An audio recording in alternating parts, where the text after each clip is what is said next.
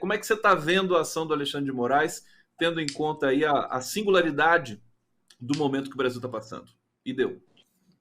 Olha, Conde, me parece que qualquer análise que a gente faça aqui que se pretenda coerente, a gente precisa olhar o processo histórico, né? Então acho que essa é a primeira premissa que a gente tem que encarar qualquer análise, qualquer avaliação de se há excessos ou não, se as decisões, se a postura do Supremo Tribunal Federal e do sistema de justiça como um todo está sendo correta ou não.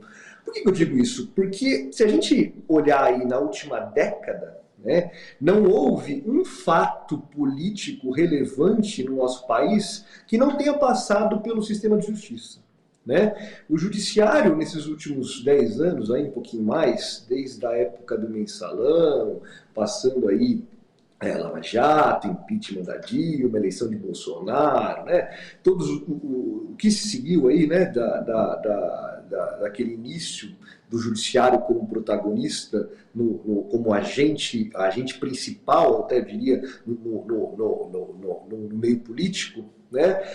Me parece que todos os acontecimentos relevantes ou foram protagonizados ativamente ou passaram pela chancela do Poder Judiciário, do qual o STF é o representante aí final, né, o guardião da Constituição, a instância final. Então, se a gente pensar só a atuação do Supremo Tribunal Federal e enquadrá-la na nossa Constituição, no nosso ordenamento jurídico, vai, claro, né, é uma situação atípica que a gente vive. É um protagonismo intenso, né, no processo decisório e político. Mas isso não é de hoje. Né? Isso é fruto de um processo histórico. Né? O Alexandre de Moraes não é o primeiro juiz a se tornar a grande personalidade política do país. Né? A gente viu juízes ocupando capas de revista desde Joaquim Barbosa.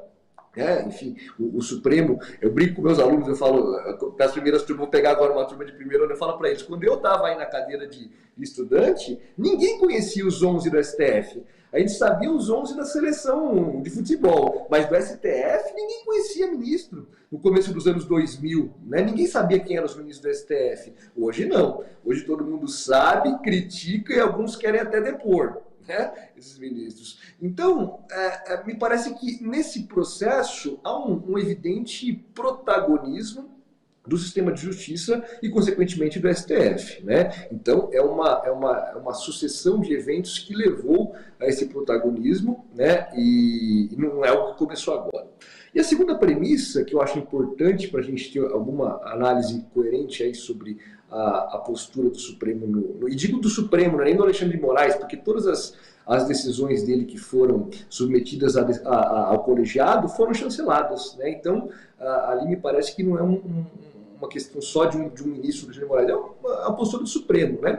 Todo esse conjunto de medidas que veio nesse inquérito, que começou meio esquisito, na presidência do Toffoli, né? O inquérito que tramita no Supremo, tudo aquilo que começou meio esquisito, a segunda premissa que eu quero colocar então tudo isso foi como reação.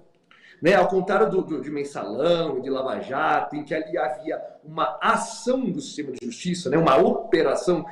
Operação é um conceito que não existe no processo penal. Existe inquérito, existe investigação, existe ação, processo. Operação não existe. Operação é um termo muito mais midiático, né, do que jurídico, mas ao contrário dessas grandes operações, né, que visavam combater a corrupção, que visavam combater, no fim das contas, se mostrou que era combater um projeto político mesmo, né? Aqui não há um combate, aqui há uma reação.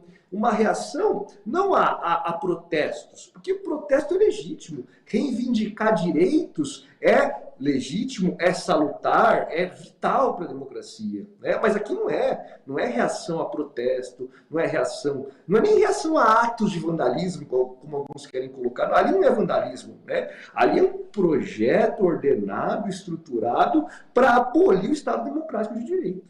Então, acho que essas são as duas premissas que eu queria colocar para a gente começar a conversar aqui, né?